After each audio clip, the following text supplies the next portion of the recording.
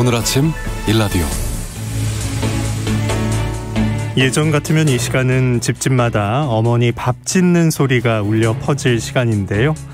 또 온 가족이 밥상에 둘러앉은 모습, 보편적인 아침 풍경이었습니다.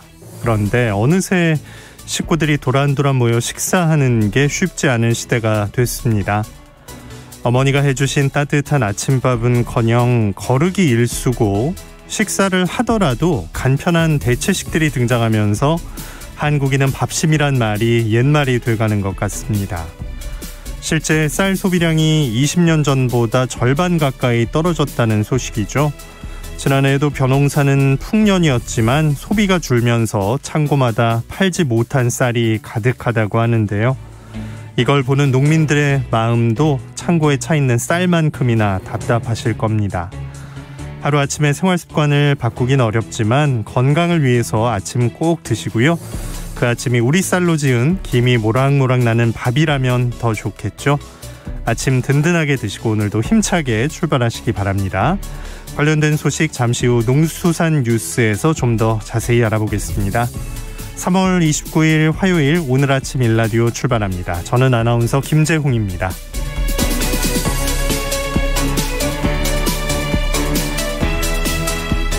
오늘 아침 일라디오 생방송으로 여러분과 함께 만들어갑니다. 단문 50원, 장문 100원 드는 유료 문자 샵 9730으로 의견 주실 수 있고요.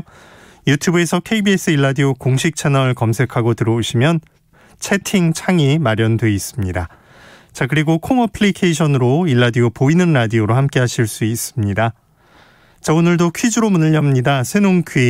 퀴즈 정답 맞춰주신 분들 가운데 20분 추첨해서 선물 드리는데요.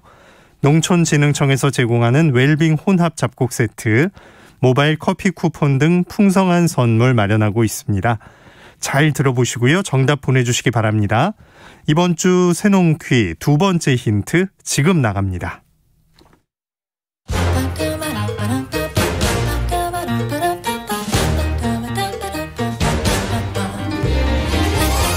우리 땅, 우리 바다에서 자란 맛있고 건강한 우리 농수산물을 알아맞히는 세상의 모든 농수산물 퀴즈 새농퀴. 안녕하세요. 퀴즈 내는 성우 한희정입니다. 이번 주 새농퀴의 정답인 이것을 한약명으로는 수군, 수영이라고 부르죠. 동의보감에서도 이것은 갈증을 풀어주고 머리를 맑게 해주고 주독을 제거해주는 중요한 식재료로 소개하고 있습니다. 엄마 이리 와 요거 보셔요. 병아리 때 뿅뿅뿅뿅 놀고 간 뒤에 파란 싹이 돋아났어요. 파란 싹이 돋아났어요. 봄철, 노란 병아리가 생각나고요. 또 병아리 같은 유치원생들이 떠오르는데요. 지금 들으신 봄이라는 동요를 부르는 어린이들의 모습, 이 봄철 환한 미소를 부르는 흐뭇한 풍경이죠. 겨우내 쌓였던 몸속 독소를 배출할 때 떠오르는 채소, 향긋함이 일품인데요. 전을 부쳐도 좋고요. 상추와 함께 쌈을 싸서 먹어도 맛이 좋습니다. 또 유부주머니를 둘둘 감싸서 입구를 봉하는 끈, 바로 이것이죠. 3월을 대표하는 건강식품, 아시는 분은 지금 바로 단문 50원, 장문 100원이 드는 유료 문자 샵 9730으로 보내주세요. 20분께 행운의 선물 드리겠습니다. 유익한 정보와 살아있는 이야기가 있습니다. KBS 오늘 아침 일라디오.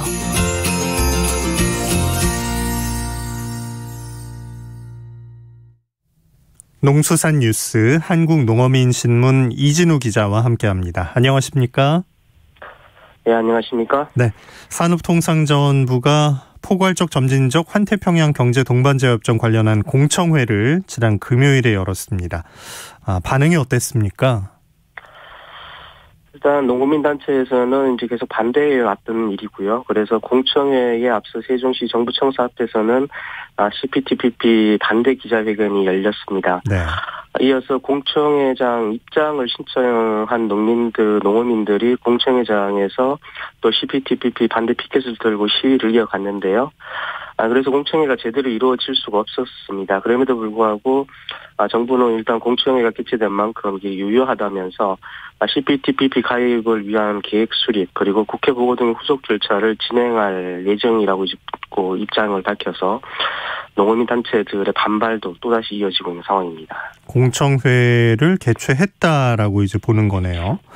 그렇습니다. CPTPP로 인한 농업 분야 피해가 얼마일까? 이게 관건이었을 것 같은데 피해 추정 금액이 나왔습니까?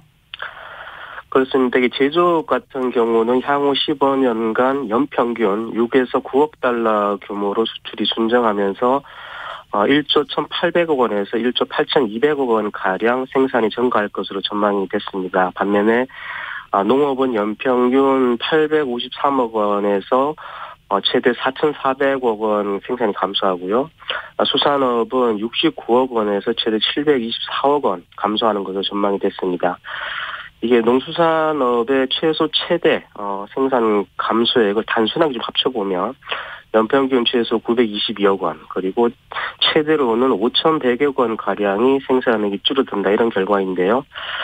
하지만 이 같은 피해 추정 금액은 중국의 CPTPP 가입은 전제하지 않은 것이어서 우려가 더 큰 상황입니다. 네, 이 피해 추정도 공청회에서 처음 나온 거라고 하던데 사실인가요?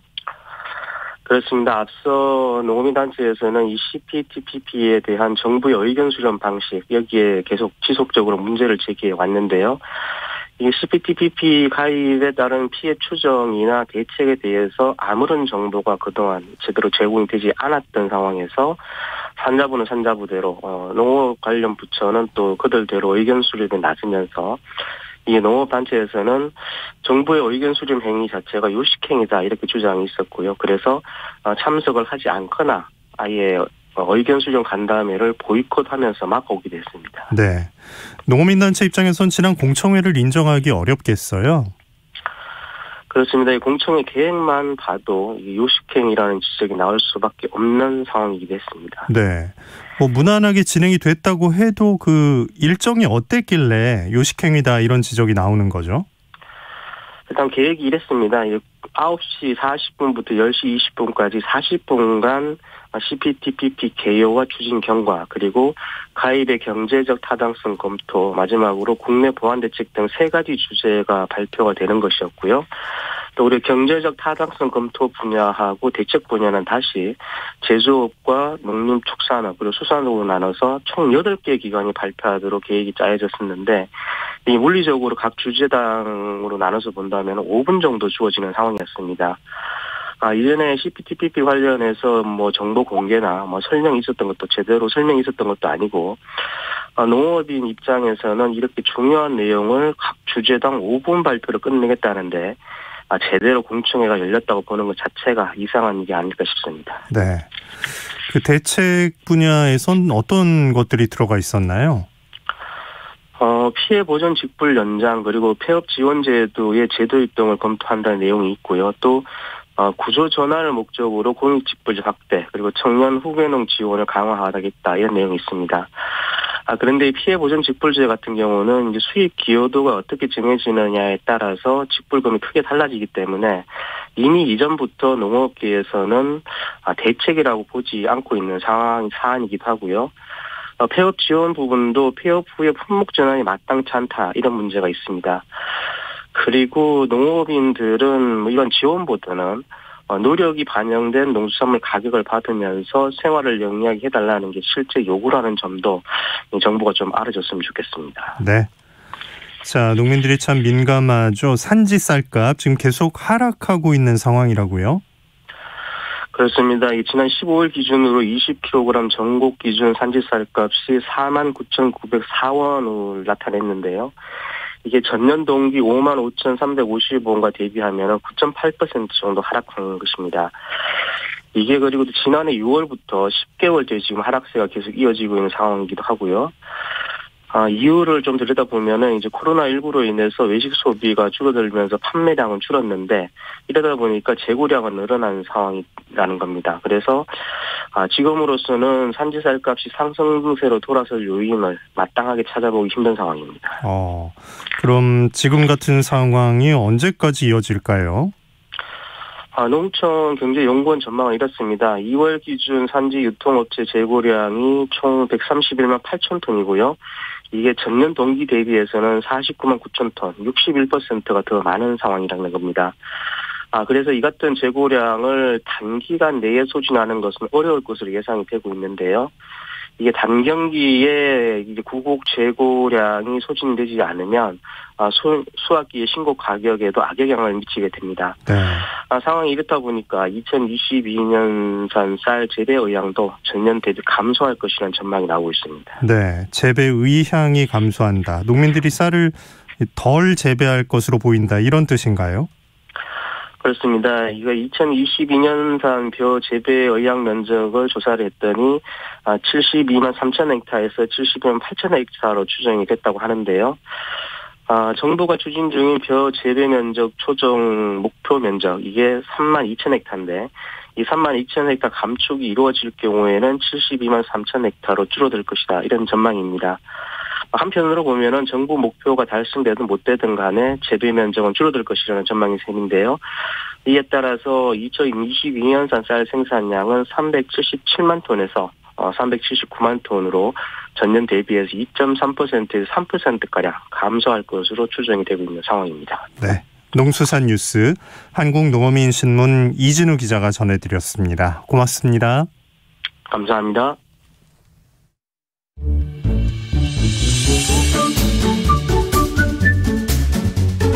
아침을 여는 기분 좋은 습관. KBS 오늘 아침 1라디오.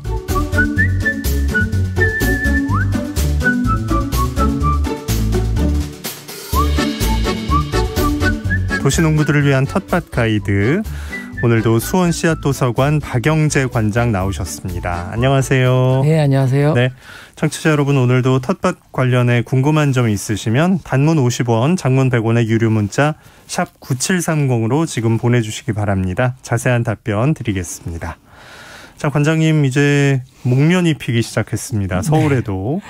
농사짓는 분들 마음, 꽃 보면 또 어떤 마음이 드실까요? 꽃도 좋지만 네. 밭에 가면 밤마다 또 이제 사람들이 나와 있으니까 이웃 텃밭 주민들을 같이 만나보는 것도 굉장히 큰 기쁨입니다. 야, 사람과 인사도 나누고 네. 꽃도 보고 진짜 바야흐로 봄입니다. 자, 올봄에 텃밭 가꾸려고 계획하는 분들 지금 어떻게 시작을 하면 좋을까요? 도시의 경우에는 지자체에서 운영하는 그 텃밭에 당첨되기가 쉽지 않습니다. 이미 또 지나기도 했고요. 이런 분들은 민간 텃밭을 주변에서 찾아보셔야 합니다. 네. 주로 민간 텃밭은 개발 제한 구역인 그린벨트 주변에 있습니다. 산이나 숲을 끼고 있는 지역일 가능성이 많죠. 발품을 팔아서 돌아다니시면 조그맣게 구획된 밭들을 이렇게 밭이 모여 있는 것을 볼 수가 있습니다. 이런 곳이 이제 분양하는 텃밭일 가능성이 많죠. 네. 사람이 있으면 물어보시고 대개는 농장주 전화번호가 이렇게 적혀 있으니까 문의하면 됩니다. 이 관심을 가지기 시작하면 이제 보이는 거죠. 네. 전에는 전혀 안 보였던 그런 전화번호들이 적혀 있는 게 보일 텐데 민간이라고 하니까 비용이 어느 정도일까요?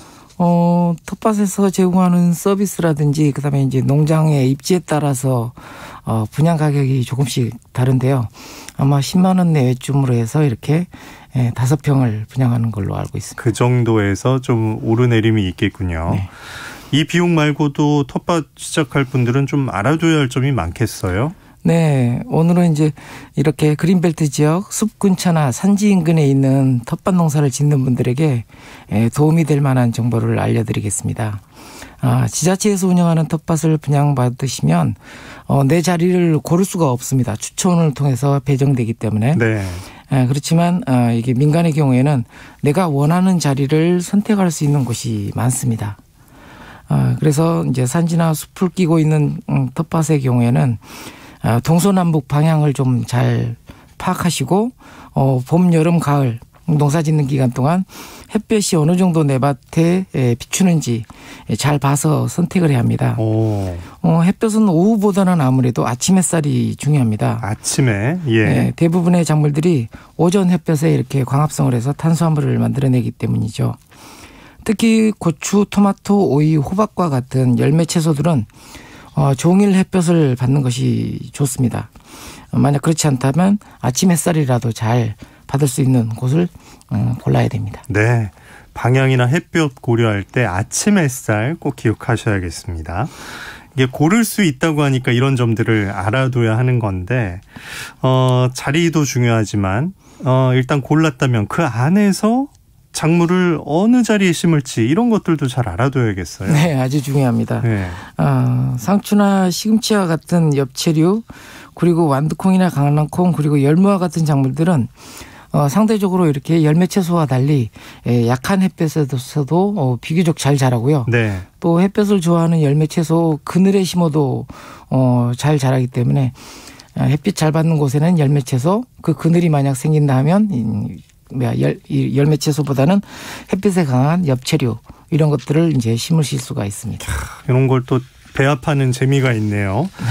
자, 눈에 보이는 그 햇볕 드는 자리로 이렇게 배치를 해봤다고 하면 이 땅이 좋은 땅인가, 흙이 좋은 건가, 걸음이 네. 어느 정도 해야 되나 이런 것도 중요하겠어요. 네, 걸음의 양은 이제 작물마다 조금씩 다르긴 하지만 텃밭 주인이 걸음을 뿌리고 이렇게 땅을 갈아서 밭을 분양하는 경우도 있어서 네. 밑걸음을 했는지 파악해 보시고 이후에 이제 그런 양이라든지 이런 걸 판단해서 밑걸음을 좀 보충해 주시거나 이렇게 하시면 될 것 같고요. 그리고 일단 시금치 씨앗부터 파종해 볼 필요가 있습니다. 시금치를 빨리 그리고 균일하게 자라게 하려면 시금치 씨앗을 반나절 정도 물에 담궜다가 이렇게 심으면 되는데요. 시금치 씨앗은 땅이 산성인지 중성인지를 판단하는 좋은 지표 작물입니다. 그렇군요. 네, 시금치가 잘 자라면 농사짓기 좋은 중성에 가까운 토양으로 다른 작물들도 잘 자랍니다. 예. 그리고 시금치가 잘 자라지 않는다면 좀 산성화가 되어 있으니까 토양을 개량을 해야 되겠죠. 이때는 이제 석회라든지 석회비료라든지 계란 껍질이라든지 이런 걸 통해서 이렇게 토양을 개량해야 합니다. 이렇게 또 곱게 간 계란 껍질을 밭에 깔아주면 산이나 숲에서 내려오는 민달팽이 껍질 없는 달팽이가 있거든요. 네. 피해를 많이 입히는데 민달팽이 피해도 줄일 수 있습니다. 아이고 좋네요. 야, 시금치 씨앗으로 이렇게 또 판별을 해볼 수가 있군요. 그 민달팽이 얘기가 나와서 말인데 이게 지금은 겉으로 봐선 모르지만 진짜 기르다 보고 이제 수확할 때가 됐는데 그때 짐승들이 내려오거나 이러면 곤란하겠어요. 네. 고란이라든지 뭐 이런 큰 짐승들은 대부분 산지라든지 숲 근처에 있는 텃밭들은 펜스가 설치되어 있어서 걱정할 필요가 없는데요. 흙 속에 사는 지렁이를 먹기 위해 두더지가 있을 수가 있습니다. 참고로 땅을 파보면 지렁이를 발견하거나 지렁이를 잡아먹기 위한 두더지 굴이 발견된다면 두더지는 펜스 밑으로 들어오겠네요. 네, 그렇죠. 예. 이런 두더지 굴을 발견한다면 앞에서 말한 시금치 뿌릴 필요 없이 이 땅은 농사짓기 좋은 토양이라는 걸 먹을 게 있다. 네, 받아들여야 됩니다. 지렁이는 산성 토양에서는 자라지가 않거든요. 네, 두더지가 작물을 해를 입히기도 하나요? 어떤가요? 두더지가 작물을 먹지는 않는데요. 예. 땅 속에 굴을 파서 지렁이를 먹기 위해서 이제 굴을 파고 다니다가 작물이 이제 뿌리 내리는 것을 방해하기도 하고 또 그래서 또 말라 죽이기도 하고 그래서 헐짓거리가 됩니다. 두더지를 막기 위해서는 주로 이제 곳곳에 바람개비를 설치를 하는데요. 소리와 진동에 민감한 두더지가 이런 소리나 진동을 느끼고 오지를 않습니다. 텃밭 주변에 또 페트병을 잘라서 만들어 놓은 바람개비를 이렇게 보셨다면 두더지가 많아서 설치해 놨구나 네. 라는 것을 눈치채셔야 됩니다. 그리고 두더지는 냄새에도 민감해서 메리골드라든지 페퍼민트, 대파, 양파, 마늘이 있는 곳에는 또 오지 않기 때문에 네, 이걸 심으시면 좋습니다. 이 중에 하나 심어두면 되겠네요. 네. 이런 것들은 기를 때 주의할 점이 있을까요? 대파는 사시사철 또 심기도 하고 겨울은 물론 빼야 되겠지만 계속 심을 수 있고 소비하는 또 작물이기도 해서 그리고 또 이제 뾰족하게 올라오기 때문에 자리를 넓게 차지하지 않아서 네. 다른 작물과 섞어서 심으면 굉장히 좋은 작물에 속합니다. 반면에 페퍼민트는 단연생이고 넝쿨이 계속 번지기 때문에 밭의 바깥쪽이나 울타리 경계에 심으면 좋을 것 같고요. 네. 덧붙여서 이렇게 두더지를 퇴치할 수 있는 방법이 원두 커피를 내리고 남은 커피 찌꺼기도 두더지를 퇴치하는 데 도움이 됩니다. 커피를 거름으로 잘 발효시켜서 흙과 잘 섞어주면 냄새에 민감한 두더지가 오지 않습니다. 예. 이렇게 숲 생태계와 텃밭 생태계가 살아있어서 개구리나 두더지를 잡아먹기 위해 뱀이 텃밭으로 들어온 경우도 있습니다. 깜짝 놀라죠. 네. 이것을 막기 위해서는 봉숭아꽃을 심어주면 좋습니다. 보통 봉숭아꽃을 금사화라고 하거든요. 네, 그래서 뱀을 쫓는 꽃입니다. 꽃도 예뻐서 밭이 화사해질 것 같습니다. 야, 이 작물 배치를 하고 마무리로 봉숭아까지 딱 심어주면 그 텃밭 이렇게 나누고 계획하는 재미가 있겠어요. 네. 자, 지난주에 그 씨앗 나눔하러 울진으로 방송 마치자마자 출발하셨는데 잘 다녀오셨습니까? 네. 지난주 울진군 농업기술센터에 토종 씨앗을 전달하고 왔습니다. 네. 울진군 산피가 저희가 직접 눈으로 보기에도 심각하더라고요. 농가분들 중에서 토종 씨앗을 원하시는 분들은 울진군 농업기술센터에 문의하시기 바랍니다. 거기 두고 오셨으니까 이제 필요한 분들은 그쪽에서 받으시면 되겠네요. 고맙습니다. 네, 먼 길 다녀오셨는데. 자, 저희 청취자 질문도 좀 소화해 주시죠. 6824님, 공장에 텃밭이 있습니다. 전주인은 여주 돼지감자를 심어서 많은 수확을 거뒀는데 지금은 잡초만 올라옵니다. 뭔가 한번 심어보고 싶은데요. 어떤 게 좋을까요? 라고 하셨어요. 네. 돼지 감자는 여주는 괜찮은데 돼지 감자는 심었던 자리에 계속 나올 가능성들이 있거든요. 그래서 돼지 감자 심은 자리를 빼고 여주 심은 자리부터 일단은 심으셔서 혹시 돼지 감자가 남아서 계속 나오지 않는지 확인하신 다음에 밭을 점점 넓혀가셨으면 좋겠습니다. 네.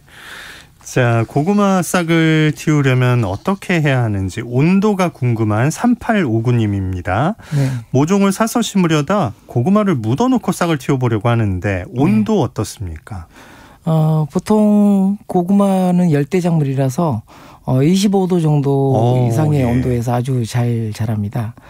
저는 집에서 이렇게 집 안에 있는 데에서 이렇게 싹을 틔워서 줄기를 자른 다음에 이렇게 그렇죠. 꺾꽂이 하듯이 이렇게 꽂아서 번식을 시키고 있는데요. 네. 집안에서도 이렇게 줄기를 키워서 이렇게 밖에다 심는 방식으로 하셔도 됩니다. 네. 온도계 잘 마련하셔서 온도 확인하셔야겠어요. 955님, 물을 겨울 내 보관하다 보니 노랗게 새순이 났습니다. 더 키워서 무 새순을 먹어도 될까요? 하셨네요. 네. 무는 이제 심으셔서 이렇게 새순을 어느 정도 잘라 먹다가 나중에 꽃이 올라오면 장다리라고 그러죠. 장다리 꽃으로 이렇게 화채 비빔밥을 해 드시는 분들도 계시더라고요. 그것도 먹을 수 있군요. 네네. 예. 그래서 아마 지금쯤이면 이제 무를 심으셔서 이렇게 일단 나와 있는 노란 새순은 잘라서 이렇게 비빔밥으로 드시고 네. 또 잘라서 이파리도 드시고 나중에 꽃이 피면 꽃도 드시면 좋을 것 같습니다. 심어서 기를러서 나오는 것들을 이렇게 네. 잘 음식에 활용하시면 되겠네요. 자, 마지막 하나 보겠습니다. 0568님, 감자를 심고 갈색 풀로 멀칭을 했습니다. 비닐이 아니라. 너무 두껍게 했나 싶기도 한데 걷어주는 시기를 언제로 봐야 할까요? 하셨어요. 네. 지금은 이제 풀들이 아주 약하게 이렇게 자라고 있는 상태라서 그런 것을 막기 위해서 이렇게 이제 풀을 좀 해 주셨는데요. 그냥 두셔도 됩니다. 네, 계속 나중에 웃거름 줄 때 살짝 걷어내고 위에다 주고 다시 덮어주고 하는 식으로 두껍게 해주시는 게 아무래도 그 감자가 풀도 나지 않고 습도라든지 온도라든지 그런 것을 항상성 있게 이렇게 유지하는 데 굉장히 중요한 역할을 합니다. 잘해 두신 거네요. 그냥 두셔도 되겠습니다. 자, 텃밭 가이드 수원 씨앗도서관 박영재 관장과 함께했습니다. 고맙습니다. 네, 감사합니다.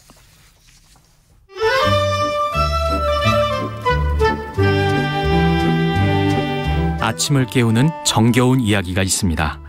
매주 월요일부터 토요일 오전 6시 15분 KBS 오늘 아침 일라디오. 이번 순서는 민족문화콘텐츠연구원 박재희 원장이 전하는 고전으로 세상 읽기 시간입니다. 함께 들어보시죠.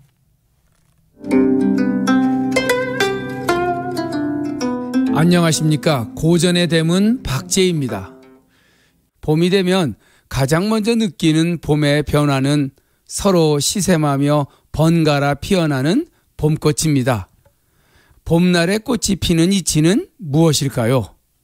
중용이란 책에서는 성실할 성자, 성이라고 그 원리를 설명하고 있습니다. 세상의 모든 것이 존재하는 그 근원이 바로 우주의 성실함이라는 것이죠. 계절의 순환도 성실함의 결과이고 봄날 꽃이 피는 원리도 쉬지 않고 자신의 자리에서 역할을 묵묵히 수행한 성실함의 결과라는 것입니다. 불성이면 무물이라. 아니 불자에 성실할 성자, 없을 무자에 만물 물자, 불성무물, 성실함 없이는 어떤 존재도 없다고 하는 중용의 유명한 명제입니다. 자연의 이치가 이토록 성실함으로 존재할진데 인간 역시 그 성실함을 본받아서 사는 것이 진정 중용의 도를 실천하며 사는 사람의 모습일 것입니다. 작은 일 하나에 최선을 다하고 조그만 것 하나라도 놓치지 않고 정성스럽게 마주하는 것이 우주의 성실함을 그대로 실천하며 사는 사람입니다. 그런 작은 성실함의 실천이 결국 큰 변화를 일으키고 세상을 바꾸는 힘의 원천이 됩니다. 봄날에 피는 작은 꽃 한 송이에도 쉬지 않고 성실하게 매 순간을 버텨온 정성이 담겨 있는 것입니다. 큰 것을 이루기 위해서는 반드시 작은 하나가 모여 이루어진다는 것이 중용이란 책이 바라보고 있는 우주의 위대한 정신입니다. 그래서 중용 23장에서는 세상의 큰 변화 뒤에 있는 작은 성실함을 이렇게 설명하고 있습니다. 작은 성실함에서 모든 것은 시작된다. 성실하면 저절로 드러날 것이요. 드러나면 저절로 분명해질 것이고, 분명해지면 저절로 밝아질 것이고, 밝아지면 저절로 감동이 일어날 것이다. 감동이 일어나면 저절로 변화가 시작이 되고, 변화가 시작되면 저절로 세상이 동화되기 시작하나니 오직 천하의 지극한 성실함만이 세상의 변화를 바꾸는 힘이 되는 것이다. 중용에서 가장 많은 사람들이 좋아하는 중용 23장의 구절입니다. 이제 성실함의 힘으로 추운 겨울을 견뎌낸 꽃나무에 꽃망울이 하나둘 맺히기 시작할 것입니다. 오늘 하루 성실하게 살아만 내면 반드시 하늘은 감동하여 내 꿈에 꽃을 피워줄 것입니다. 지성이면 감천이라. 성실함이 지극하면 하늘도 감동할 것이다. 지성이면 무식이라. 지극한 성실함은 쉬지 않고 견디어 내는 것이다. 고전의 대문 박재희였습니다. 오늘 아침 일라디오 함께하고 계십니다. 지금 시각은 6시 44분입니다.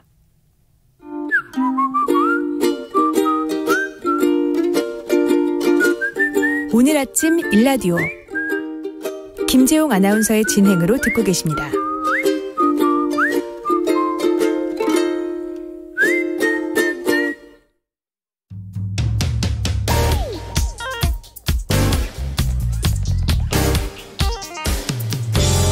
오늘 아침 뉴스 브리핑 정상근 기자와 함께합니다. 안녕하십니까? 네, 안녕하십니까? 네, 문재인 대통령과 윤석열 당선인 어제 만났죠? 네, 그렇습니다. 문재인 대통령과 윤석열 당선인이 어제 오후 6시쯤 청와대 녹전에서 만나서 이 상춘대에서 만찬을 함께 했습니다.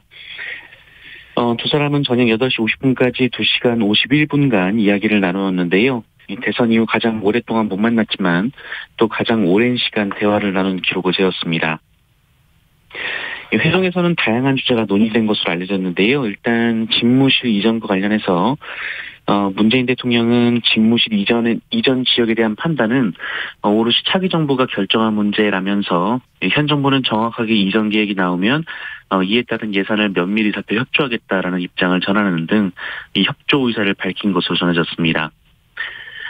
다만 취임식 이전, 집무실 이전이라든가 오늘 예정된 국무회의에서 예비비를 편성하는 등 이 구체적인 얘기는 오가지 않은 것으로 알려졌습니다. 또 소상공인 손실보상을 위한 추경 편성에는 대통령과 당선인 모두 공감한 것으로 알려졌고요. 이에 대해서는 이철희 정무수석과 장제원 비서실장이 협의해 나가기로 했습니다. 인사권 행사 문제 역시 실무협의에 맡기기로 한 것으로 전해졌습니다. 이명박 전 대통령 사면 문제는 일체 거론이 안 된 것으로 전해졌습니다. 한편 문재인 대통령은 윤석열 당선인에게 당선을 축하하며 이 정당 간에 경쟁할 수는 있어도 대통령 간의 성공 기원은 인지산정이라고 얘기를 했고요. 이에 윤석열 당선인은 국정원 축적의 산물이라면서 이 잘된 정책은 계승하고 미진한 정책은 개선해 나가겠다라고 화답한 것으로 전해졌습니다. 네. 인수위원회 쪽에서 임대차 3법 폐지를 추진하고 있다고요? 네. 현 정부 부동산 정책의 핵심으로 꼽히는 임대차 3법에 대해 인수위원회가 폐지하거나 축소하는 방향을 검토하고 있습니다. 윤석열 당선인은 정부 부처 업무보고 가운데 국토교통부 보고에만 참석을 했고요. 이 자리에서 부동산 규제 점검을 주문한 것으로 알려졌는데요. 인수위는 특히 이 임대차 3법이 시장에 이 상당한 혼선을 주고 있다라고 봤습니다.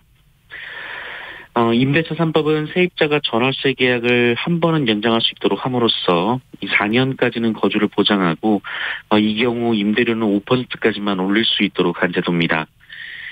세입자를 보호하기 위한 것이란 평가도 있지만 이후 집주인들이 전세값을 크게 올리고 또 매물을 거두는 과정에서 세입자가 피해를 봤다라는 지적도 있었습니다. 인수위는 다만 민주당이 다수 의석인 만큼 단계적으로 제도 개선을 추진할 방침이라고 밝혔습니다. 한편 인수위는 코로나 백신 부작용에 대해서는 국가의 피해 보상 책임을 강화하기로 했고요.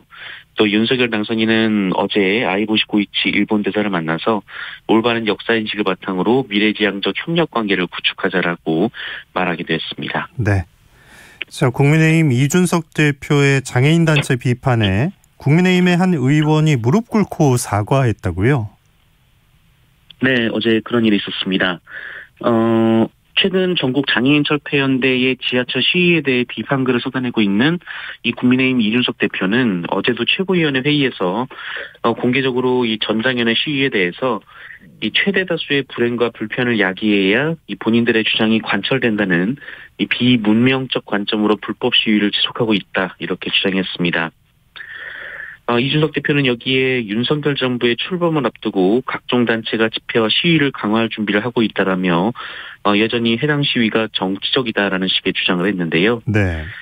그런데 국민의힘 소속 김예지 의원이 이날 새벽 이 장애인 단체 시위 현장을 찾아서 이준석 대표의 발언에 대해 책임을 통감한다라며 이 무릎을 꿇고 사과하기도 했습니다. 시각장애인인 김혜지 의원은 또한 시민들을 향해서도 이 정치권이 해결하지 못한 일 때문에 여러분들이 불편을 겪게 해서 죄송하다라고 밝혔습니다. 네.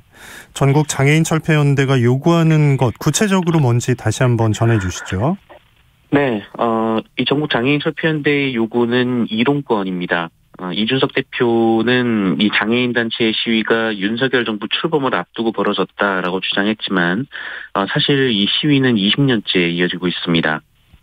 이 장애인분들이 지하철을 타기 위해 내려가기 위해서는 이 장애인용 리프트를 이용해야 했는데요. 이 리프트가 떨어져서 장애인들이 숨지는 사고가 잇따랐기 때문입니다. 그래서 당시 이명박 서울시장이 2년 안에 이 모든 지하철역에 엘리베이터를 설치하겠다, 이렇게 공약을 했는데요. 오세훈 시장으로까지 이어지면서 약속은 지켜지지 않았고 또 이후 들어선 박원순 서울시장도 100% 설치 약속을 했지만 지키지 못했습니다. 그리고 또다시 오세훈 시장이 같은 약속을 반복을 했는데 이 편성된 예산을 보면 약속을 지키지 못할 가능성이 높아지는 상황입니다. 네. 이 장애인분들은 이동을 해야 교육도 받고 또 노동의 기회가 생기고 그래야 시설을 나와서 자립할 수 있다 이렇게 주장을 하고 있습니다. 자신들에겐 생존권이란 주장인데요. 이준석 대표는 지난해 장애인 단체를 만나서 이 장애인들의 이동권을 찾아드리겠다라고 약속을 했고 이 장애인 단체에게는 이 약속을 지키기 위해서는 정권 교체가 필요하다라고 주장을 했던 것으로도 전해지고 있습니다. 네. 자, 민주당의 송영길 전 대표 지방선거 등판 주장이 나오고 있어요. 네, 이번 지방선거 서울시장 선거에 송영길 전 민주당 대표를 차출해야 한다라는 민주당 내부의 의견이 이어지고 있습니다.